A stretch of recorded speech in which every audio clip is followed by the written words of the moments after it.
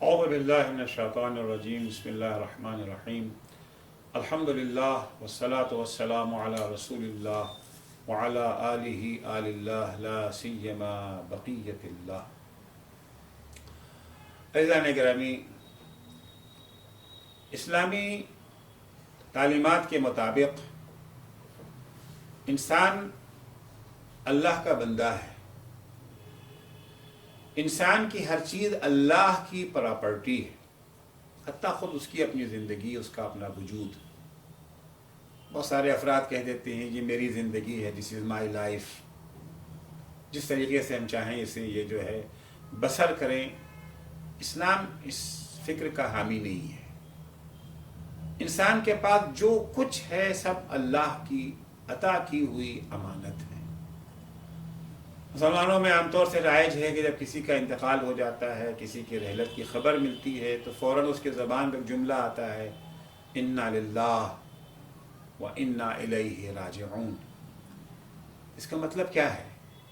اس کا معنی یہ ہے کہ ہم اللہ کی پراپرٹی ہیں، ہم اللہ کی ملکیت ہیں.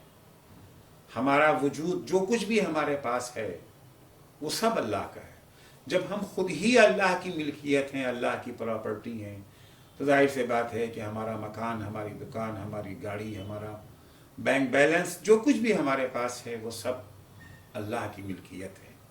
اللہ نے یہ چیزیں ہمیں امانت کے طور پر عطا کی ہیں کیونکہ ہمیں دنیا کی زندگی میں ان چیزوں کی ضرورت تھی.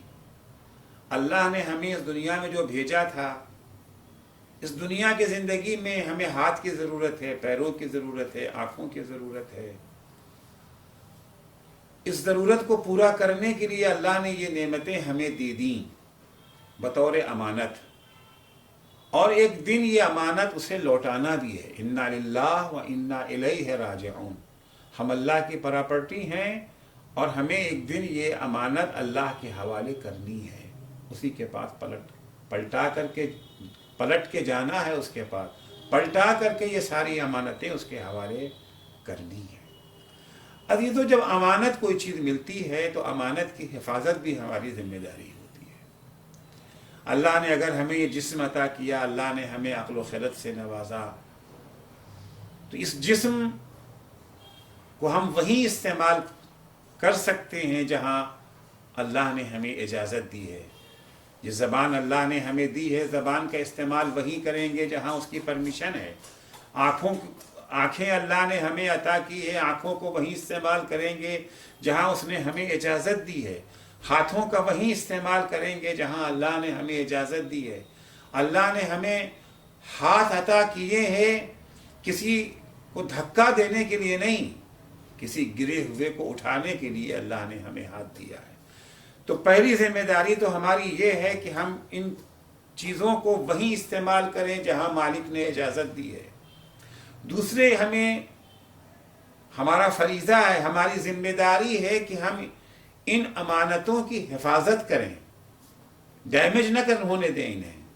ہاتھ اگر دیا ہے تو ہاتھ کو سالم رکھنا ہماری ذمہ داری. آنکھ اگر دیا ہے تو آنکھوں کو سالم رکھنا ہماری ذمہ داری. اللہ نے ہمیں سالم بدن عطا کیا ہے. ہماری ذمہ داری ہے کہ اللہ نے جو سالم بدن ہمیں دیا ہے اسے سالم باقی بھی رکھیں، اسے بیماری سے بچائیں، اسے ڈیمیج ہونے سے بچائیں.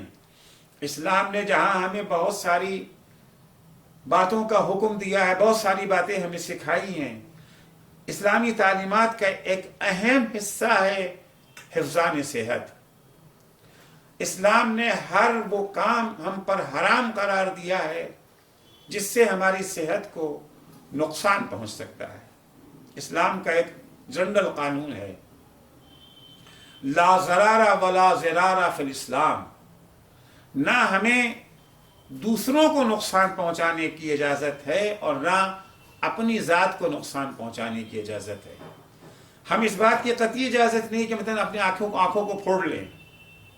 ہم اس کی اجازت نہیں کہ اپنا ہاتھ کاٹ دیں. ہمیں اس کی اجازت نہیں کہ اپنی زندگی کو ختم کر دیں. خودکشی کرنا حرام ہے اسلام میں. ہر وہ چیز جو ہمارے صحت کو، ہماری زندگی کو ڈیمیج کر سکتی ہے، نقصان پہنچا سکتی ہے، وہ اسلام میں حرام ہے، وہ گناہ ہے۔ اب ظاہر سی بات ہے یہ جاننا بھی ہماری ذمہ داری ہے کہ کون کون سی چیزیں ہیں جو ہماری صحت کو نقصان پہنچا سکتی ہیں، کون سی چیزیں ایسی ہیں جن کی بنا پر ہماری ہیلتھ خطرے میں پڑ سکتی ہے۔ 2 مرحلہ ہے۔ پہلا مرحلہ ہے حفظان صحت، یعنی جسم کو بیمار ہونے سے بچانا، یہ ہماری پہلی ذمہ داری ہے۔ اور اگر خدا نخواستہ جانے انجانے میں کوئی ایسا کام ہو گیا کہ ہم بیمار ہو گئے، شعوری یا لاشعوری طور پر کسی وائرس نے ہمارے اوپر اٹیک کر دیا، اب دوسری ذمہ داری ہماری یہ ہوتی ہے کہ اس بیماری کا علاج کرانا۔ بیماری میں علاج نہ کرانا یہ بھی گناہ ہے، اپنے کو بیمار ڈالنا گناہ ہے، اور بیمار ہونے کے بعد بقدر امکان، ظاہر سی بات ہے اسلام میں جتنی بھی ذمہ داریاں ہمیں دی ہیں، جتنے بھی فرائض ہم پر عائد کیے ہیں، یہ سب کے سب وہی ہیں جو ہمارے بس میں ہوں۔ تکلیف مالا جو طاق، یعنی ایسی کوئی ڈیوٹی اللہ نے ہمیں نہیں دی ہے جو ہمارے بس میں نہ ہو۔ جتنا ہمارے بس میں ہے بقدر امکان ہماری ذمہ داری ہے کہ اولاً ہم بیمار نہ ہوں، اپنے بدن کو بیماری سے محفوظ رکھیں، پہلی ذمہ داری۔ دوسری ذمہ داری یہ ہے کہ اگر خدا نخواستہ بیمار ہو گئے تو علاج کرائیں بقدر امکان، جتنا ممکن ہے ہم سے۔ غفلت نہ برتیں اس چیز سے کہ ارے اللہ ہے، انشاءاللہ اللہ صحت دے دے گا۔ یقیناً دعائیں ضروری ہیں پروردگار سے، مگر دعائیں کافی نہیں ہیں۔ دعائیں صحت کے ساتھ ساتھ، دعائیں عافیت کے ساتھ ساتھ، صحت و عافیت کے جو اسباب ہیں انہیں بھی فراہم کرنا ضروری ہے۔ مشہور ہے کہ جناب موسیٰ ایک دفعہ بیمار ہو گئے، کسی نے کہا یا کلیم اللہ، اے نبی خدا، آپ فلاں جڑی بوٹی کا استعمال کریں، آپ کی بیماری ختم ہو جائے گی۔ جناب موسیٰ نے جواب دیا، جس خدا نے بیمار ڈالا ہے وہی خدا ہمیں شفا بھی دے گا۔ شفا اللہ کے ہاتھ میں ہے، یقیناً شفا اللہ کے ہاتھ میں ہے، لیکن اسباب بھی اہم ہیں۔ قدرت نے جواب دیا جناب موسیٰ کو، پر وہی ہوئی، موسیٰ وہ جڑی بوٹی بھی میں نے ہی پیدا کیا ہے، اس جڑی بوٹی کے اندر خاصیت اور اثر بھی میں نے ہی رکھا ہے، جب تک تم اس جڑی بوٹی کا استعمال نہ کرو گے تب تک تمہیں شفا نہیں ملے گی۔ تو دعائیں ہیں اپنی جگہ پر، دعاؤں کی تاثیر ہے، دعاؤں کا اثر ہے، لیکن جو اسباب اللہ نے مقرر کیے ہیں ان اسباب کو فالو کرنا بھی ضروری ہے۔ دوا لیں، ڈاکٹر کے پاس جائیں، اس کے بعد خدا سے دعا کریں۔ دوا میں اثر پیدا کرنا یہ خدا کے ہاتھ میں ہے۔ دوا اپنی جگہ پر، دعا اپنی جگہ پر۔ اسلام نے بہت ساری عبادتیں فرض کی ہیں حفظان صحت کے لیے۔ روزہ اسلام کا ایک نہایت اہم فریضہ ہے، اہم حکم ہے۔ حدیث ہے، سومو تصحو، روزہ رکھو تاکہ تم صحت مند رہ سکو۔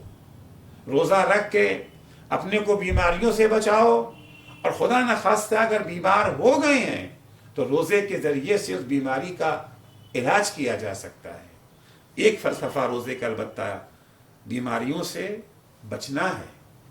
تو صحت، حفظان صحت، بیمار ہونے سے اپنے کو بچانا، اور اگر خدا نخواستہ بیمار ہو گئے ہیں تو اس کے لیے فوری طور سے بقدر امکان علاج کے لیے اقدام کرنا اسلام کی تعلیمات میں نہایت اہم تعلیم مانی جاتی ہے۔